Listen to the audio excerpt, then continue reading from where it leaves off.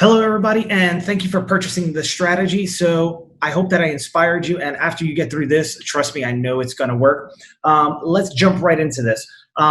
We have to understand the question, what does it mean to hack attention? So if you remember the quote that I said by Tony Robbins in the mini course, where I said people like people who are like themselves or how they would like to be, this is not something he just came up out of nowhere. I went on Google and did some research, and I found an article by Psychology Today that actually breaks this down. So I'm not going crazy here, and neither is he. He just has an understanding for psychology and human behavior, which is awesome because that is exactly how all these social platforms work. So now the reason why you want to use social platforms when growing your brand is because it's, you're targeting people normally based off of interest and not on intent. So therefore, when you're showing people things like your advertisements, your photos, your videos, and your pretty words, you're targeting them based on things that they're interested in, not things that they're searching for, which is pretty awesome actually, because it makes you more creative, and it makes things a lot easier because what you're designing to show people is something that came from you, and if that resonates with them, it's just going to make the conversation a lot better. So let's get into understanding how Facebook works and what exactly they did when they updated to the campaign budget optimization.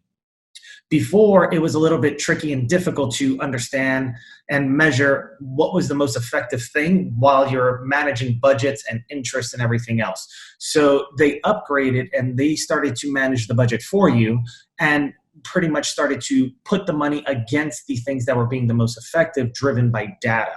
So as you can see on the display on the right-hand side here on the new campaign structure, I put, ad set 1, ad set 2, and this is shared by Facebook Business. And if you go on Facebook, there's a platform on there called Blueprint, and you can learn everything you want about Facebook on there. Anyways, getting back to this. So what you can do is, let's say your first ad set is, people that are interested in things for motivation. And then you have 4 or 5 pieces or 4 or 5 photos of motivational or inspiring things. You can put those photos within there and it'll be effective because it's relevant to the end user. And the ad set 2, if that's you're targeting education, and of course I'm using my mini course as an example, I would put educational things in there, i.e. video, photos, written word that can educate those people based upon the other interests that I added in there, so on and so forth. So, what I love about Facebook is that they decided to help you out even more, and they created dynamic ads. Now, dynamic ads work beautifully. What they do is they mix and match and test areas like your headline, your body, the creative, and the button. So your headline, obviously the headline readers out there, what's the main thing that the article is about? So you could put 4 up to 5 of them in there, and it'll mix and match it against different pictures that you put in there, along with your body and the button. So your button, obviously, learn more, shop now, creative, your photo or video, and your body, the written word. It'll mix all those things up for you, as you can see in the display here, based upon their behavior, and then re-show advertisements to people to create more sales for you. Now, this is great and all, but you might be asking, hey, Mike, why does it work? Well, the reason why it works is because it's using the scientific method. So the scientific method, this is a definition here, method of procedure that has characterized natural science since the 17th century. That's a pretty long time. And I just like to make things really simple. So pretty much it looks like this. You make an observation, you ask a question, you think about it, and then you test it, and then based upon the results of that, you come to a conclusion, and then you could adjust, which is what this is doing initially, is it's taking all these things, it's testing it and seeing what works. If none of it works, then you make new stuff. If it does work, then you don't make new stuff. Simple enough. So let's get into some of the platforms that you can use to design these things, right? There's platforms like Canva that you see here. This will help you out with sizing and creating quick graphics. This is nothing that is extremely professional. I would suggest getting a professional graphic designer for that, or an expert in that field. But this is something that you can utilize for everyday content and quick content. Also to help you out with getting sizes and stuff like that. Another thing you can do, which is utilize Adobe, and utilize what their answer was to Canva, which was Adobe Spark. Now, Adobe Spark has Spark Post, Spark Page, and Spark Video, which also helps you create awesome videos. There's another app out there called Quick, which is run by GoPro, and that also helps you create awesome videos. Something that's been catching on more and more now is people have been paying attention to the written word. So I like to utilize something called a headline analyzer, and this is by CoSchedule. So you could actually put in a headline, hit analyze, and it'll give you a rating on that headline. So this headline scored a 76. It tells you if it's too long, if it's too wordy, the things that people will remember after they're done reading it, the feeling that'll leave with them, and even some of the keywords that will bring that thing up. So if you use it within a blog or something like that, it could be more effective. Now, this gets amplified when I take this. Let's go ahead and copy this and bring it into a platform called Hemingway, which is initially an app, but it helps you with your writing. So if you're not a great writer, you can put it in here and it'll highlight things for you that you can fix or replace. And now we could take that after we changed it, bring it back into here. And once we hit analyze, let's see what we come up with.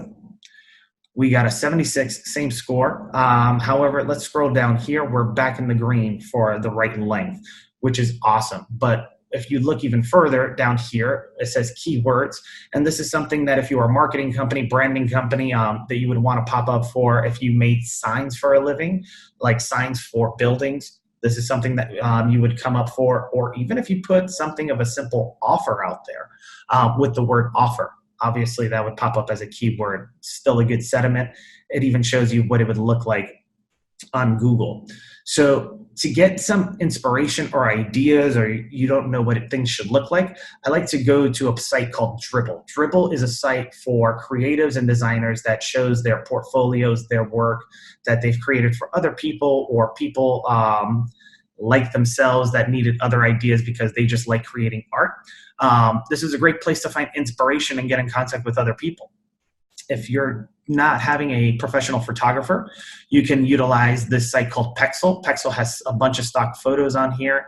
You can search a topic and it'll give you photos based upon that topic or keyword, which is pretty awesome. And then what I love to use, and I haven't seen a lot of people share this site yet, but it's called All the Free Stock. And so let's say you have an e-com store, right? And you're like, I don't know how I'm going to put these designs and how I'm going to make them look good on shirts. And, you know, I need models. Not necessarily. You could go on here and there's a place called Place It. And Place It will actually put your logo on stock photo images of models and things like that. As you can see here, when I move my cursor over, it puts the images on the shirts for you. This could then be used on your Shopify store or whatever. And the list goes on and on. So they have things like free stock photos, mock-ups, stock videos, fonts, icons, email templates, website templates, and everything else. So I hope this was beneficial. I hope you could see how things matter more so on the front of what matters to the end user, and how you should design for that end user when creating your advertisements based upon who you're targeting. So remember, if you're targeting something that's motivational, you can't put something in there that's going to deal with something that's sad. It's not going to really raise their spirits, right? So let's use common sense, people. But if you didn't get a list of those sites before, here's a list of them here. If you want to press pause, you could go ahead and copy all those down. But I really just want to go ahead and say thank you to all of you. I really hope this was helpful. I thank you again for making the purchase on the strategy. And if you want to get to know me, or if you have any questions, this is my Facebook page. That's Damon Johns there from when I went to a Grant Cardone thing. That was an awesome experience. And, you know, if you keep believing not only in yourself and the things you're doing, you can not only help people, but you're going to make an impact, because at the end of the day, you're doing the things that you want to do. So thank you. And until next time, take care and have a great day.